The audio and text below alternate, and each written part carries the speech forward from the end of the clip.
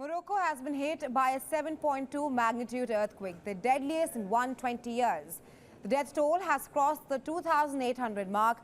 The residents are reeling under the aftermath of the quake. Scores of them have been displaced. They are seeking refuge in tents. Several countries, along with the Moroccan authorities, are now trying to get humanitarian aid to as many people as possible as we speak. But what is the on-ground situation like? To give us a better perspective of what exactly is happening in Morocco, we are now being joined by Adnan Benis, Managing Director at Morocco World News, and he is joining us live from Morocco. Thank you so much for taking our time and joining us here on WION, sir. You are very welcome. Thank you so much for your attention. Right. Now, Adnan, this is the deadliest earthquake to have hit Morocco. What is the on-ground situation like right now? Well, right now everybody is combating time to go and rescue as many people as possible. The government under King Mohammed VI instructions have deployed military since they want to use all what's in their power to rescue people and to go to the High Atlas Mountains so that they can do whatever they can to rescue as many as possible. Just to let you know the area, this is a very, very hard mountainous area. It's the High Atlas Mountains. It's the highest mountains in North Africa, and it's an area approximately 200,000 square meters, all mountainous. And there are small, tiny villages scattered all over the place.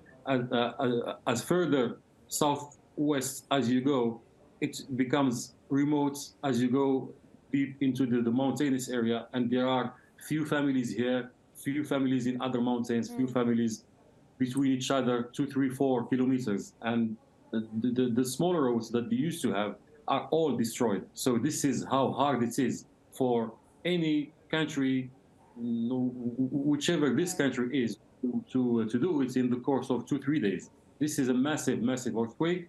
Lots of people in remote areas, and it's just really delicate situation to cope with.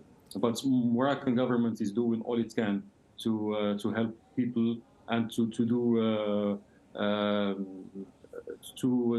collaborate with Moroccan people, because I'm here since the day before yesterday, and I've seen the solidarity between a lot of Moroccans. Lots of people have called me if we need anything, because we called upon people to help us translate for foreign journalists, foreign aid workers, and lots of people have told us they are ready to do that. So right, Mr. Adnan. Right, absolutely. I was just coming to that this is the deadliest earthquake to hit Morocco in 120 years. And the rescue operations is currently underway, like you mentioned. It's difficult to get people out of those remote areas and the rugged Atlas Mountains. We get all of that. But talk to us as to what caused the earthquake and how many people are currently affected.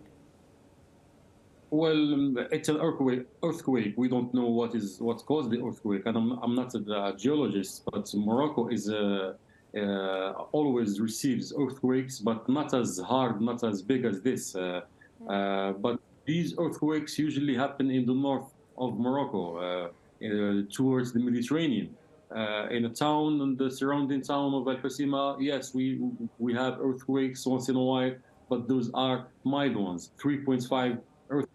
They don't do major damage. In 2003, yes, there was an earthquake that did some big damage in the town of Al Hoceima, where 500 people died and some devastation. But the government learned from that and started building buildings with anti-seism technique. Now the same thing is in Marrakesh. Marrakesh has the same technique. But in these areas of the High Atlas Mountains, which are mountainous areas and old areas where people have been living there for thousands of years, their houses are made out of clay. So it's not easy to do this technique in those areas. And we're talking about approximately 60, 70,000 people all over this area. Right. Also, a lot of countries have now swung into action and are providing aid to Morocco. But it looks like that it is not accepting everyone's aid. Why is that? That is totally wrong. That is a rumor that has been circulating, unfortunately, all over the world, and we don't know why this is happening. Instead of supporting and praying for Morocco and Moroccans, some international media, unfortunately, are just circulating misinformation. And as right now, I was talking to my team, and they told me that the French foreign minister denied that Morocco said no to French aid. Right. And unfortunately, the French media was circulating that we are not accepting foreign aid. No country in the world will say no to aid. This is an earthquake. This is a devastation, natural disaster. We're not going to say no. But those countries who offered aid are here on the ground. Those who only offered lip service, they didn't bring anyone. So we are receiving a lot and a lot of people. And as a friend of mine who is American Indian told me, there are some Indian NGOs who are here in Marrakesh on the ground, and they are also offering whatever they can to help ease the situation. So we're not saying no to foreign aid. We're saying no to false information, because this time it's not time of politics. It's time of solidarity. It's time of support. It's time of prayer. Right, just a follow-up to that.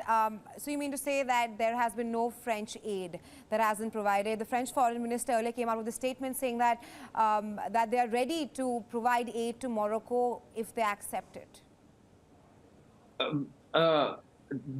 As I said, it's not a time for PR campaigns. We are accepting aid. Okay. You don't have to say if we accept. We are accepting aid. Just bring your aid, bring your rescue team, and our borders are open. You know, Morocco is a sovereign country, and there is a protocol and there are rules in the country, and there are protocols between diplomacy, and I'm sure there are calls between them. But Morocco is totally open. Case in point, we have Spanish, English, Tunisian, Senegali, Qatari, UAE, Italian aid workers here in Morocco, Israeli. They are on the ground. So this is absolutely a false information being circulated all over the world. Right. My last question to you, Adnan. What is the way forward for Morocco after going through that deadly earthquake? How will Morocco build itself up back? At this moment, our military and aid workers are battling time to rescue as many people as possible. And as of yesterday, the Prime Minister of Morocco held a discussion with the government, talking about the upcoming days, how they are going to rehabilitate and rebuild the area. But as I said, the area is so vast, and it's going to take a long time to do that. But at the moment, what is important to say is that the winter time is coming, and these are high mountains, and we're afraid that the cold and the rain may jeopardize the situation. So we're also trying our best as Moroccans, as governments, to do whatever we can to help these people so that they don't have a worse situation. Right, Adnan, it's tough time for Moroccans out there, and we hope that the country is able to build itself back as soon as possible. But thanks very much for taking our time and sharing your insights with us on this story. Thank you so much.